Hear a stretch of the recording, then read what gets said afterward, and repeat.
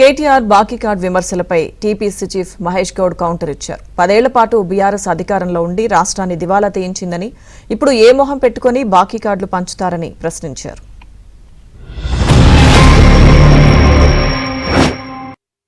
ఈ కాంగ్రెస్ బాకీ కార్డుని మనం ఇంటింటికి తీసుకపోతే ఇదే కాంగ్రెస్ పాలిట బ్రహ్మాస్త్రం అవుతుంది. వాళ్ళు చెప్పినారు ఎన్నికలకు ముందు అభయహస్తం అన్నారు, మమ్మల్ని గెలిపించండి మాది అభయహస్తం అన్నారు.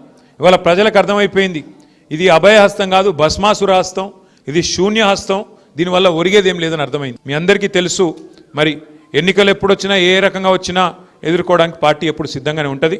మరి ఇప్పుడు స్థానిక సంస్థల ఎన్నికలు వచ్చాయని చెప్తున్నారు, అది కూడా ఎదుర్కొందాం. రేపటి రోజున కూడా నాకు విశ్వాసం ఉంది, తప్పకుండా మన అభ్యర్థి మాగంటి సునీత గోపీనాథ్ గారిని కూడా జూబ్లీహిల్స్లో కూడా మీరు తప్పకుండా మంచి మెజారిటీతో గెలిపిస్తారన్న విశ్వాసం నాకుంది.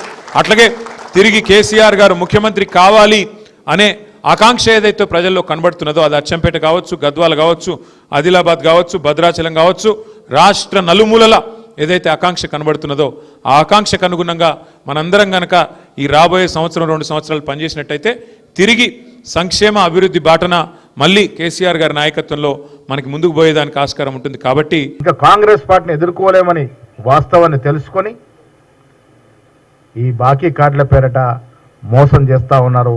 హాస్యాస్పదంగా ఉంది, ప్రజలు నవ్వుకుంటా ఉన్నారు. ఈ రాష్ట్రాన్ని దివాలా తీసింది మీరు, బాకీల పాలు చేసింది మీరు, అన్ని విధాలుగా సర్వనాశనం చేసింది మీరు. నిరుద్యోగులు ఓట్లేసుకొని వచ్చి వాళ్ళని మోసం చేసి ఎన్నో ఆత్మహత్యలకు కారకులైనటువంటి మీరు మీ ఇంట్లో ఉద్యోగాలు పెట్టుకున్నారు, మీ సర్వం కుటుంబం ఉద్యోగాలు ఇచ్చుకున్నారు. నిరుద్యోగులు మాత్రం కనబడలే. ఇది మోసం కాదా? కవులని, కళాకారుల్ని, కార్మికుల్ని, కర్షకుల్ని, రైతుల్ని అందరినీ మోసం చేసి ఓట్లేసుకొని అందరికీ ఎగనామం పెట్టింది వాస్తవం కాదా? ఎవరు ప్రజలకి బాకీ పడ్డారు? మీరు పడ్డారా, మేం పడ్డామా? ఏ ముఖం పెట్టుకొని బాకీ కార్డులు మస్తున్నారు కేటీఆర్ గారు, మీ మా పాత మంత్రులంతా ఏ ముఖం పెట్టుకొని మస్తారు?